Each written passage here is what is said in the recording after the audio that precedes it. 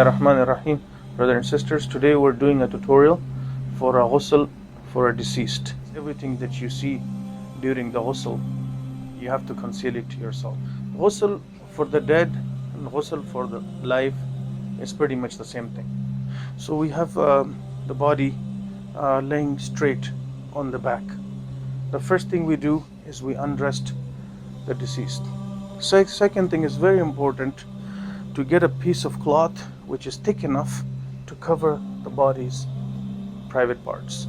It has to be thick so it's not see-through when it gets wet.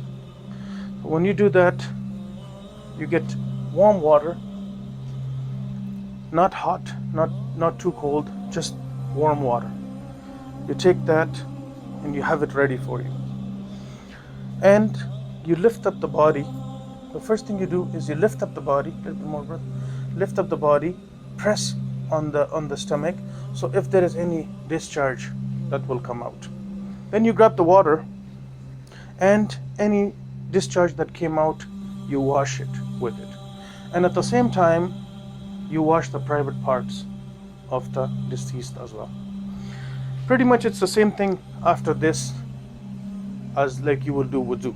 So you start from the right hand, you take the water, you wash the hands, right hand first. Second thing you do is you wash the left hand of the body. Put it back, then you take the water and just slightly clean the mouth and the nose as well. You don't want to put too much water in the mouth. What happens is then the water keeps coming out. There's no way we can dry the mouth. And sometimes the nose will be bleeding. So you clean it up, and what you do is you take some cottons, couple of cottons, piece of cotton, and then you cover the nose with it. Clean it, close it, so that will stop there, inshallah. So just when you do that, then after that you take the water in your left hand and you wash the face for the deceased. When you do the face, then you come back to the ears, you clean the ears, same thing with the ears. If there is any discharge, you take a piece of you take water, wash it first, and then put cotton, and it will stop, inshallah ta'ala. After that, you will start with washing the right hand. The right hand, same thing with the wudu, it has to be washed all the way to the elbow. Then following the same thing with the left hand up to the elbow.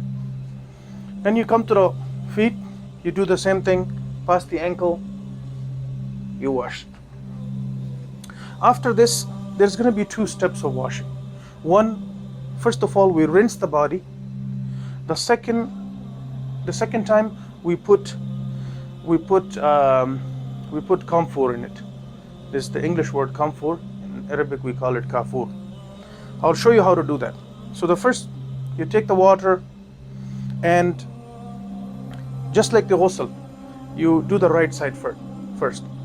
So brother, I'll get you to go on the sideways. Just go on the sideways. Yeah, sideways like that. You would pour water on the left side. This will give you enough space to clean up under it too. So you do that as well. And you put water in it. And brother, jazakallah khair. So you do the right side first, and the left side, brother, come to the left side here. You do the same thing on the left side as well. So you put it from here all the way down there. You did that. Same thing. If there is any dirt or discharge or anything, you put water in it. Brother, jazakallah khair.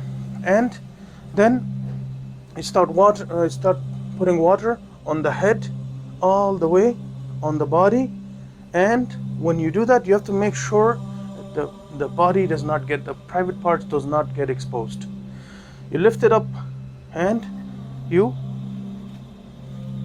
wash all the body properly. When you do that, then this is the time when you put camphor in the water. So you add it. It's like a scent. It smells very nice, like a mintish smell. So you put it in the water, and you wash the body once again. You do the same thing all the way to the bottom. When that's done, everything is done.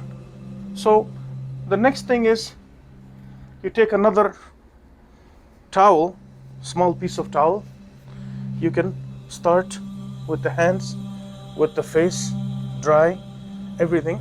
It has to be dried. All the body has to be dried, because if it's not dried, the water will come out of this. So you have to make sure it's. We put this white cloth under just to make it easy, but you don't wash it on top of this cloth, white cloth. You do it without it. You put it after it, just to save time for you and I.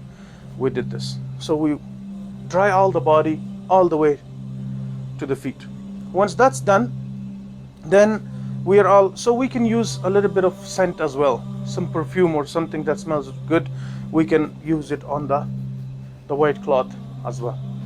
Once we do that, there is usually, for men, for brothers, it's usually 3 pieces of cloth and 3 ties, 3 white cloths that will tie the body, and 3 cloths that will cover the body. For sisters, we need 5. Okay, so we have 1 cloth here, 1 covering the private part. So we have this wool will take it out. The way we do it is, for example, if we have another cloth, right, we will put it on top of this, and then we will slightly pull this, and this will stay. Okay, so just an example. Then 1 piece of cloth will cover the private parts like that. 1 piece of cloth is under it. The other one, the way we design it, this is a little bit. The other one will just go right on top, just right on top, like that.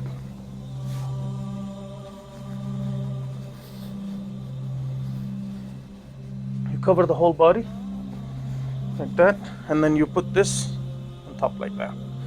But the strings that will be here, so will be 1 string for the feet, 1 for the middle, 1 for the top.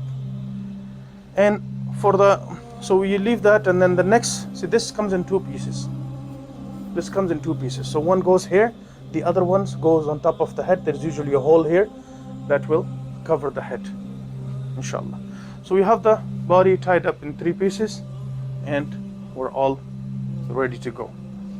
Jazakallah khair, brothers, for watching. Thank you so much. Assalamu alaikum wa rahmatullah.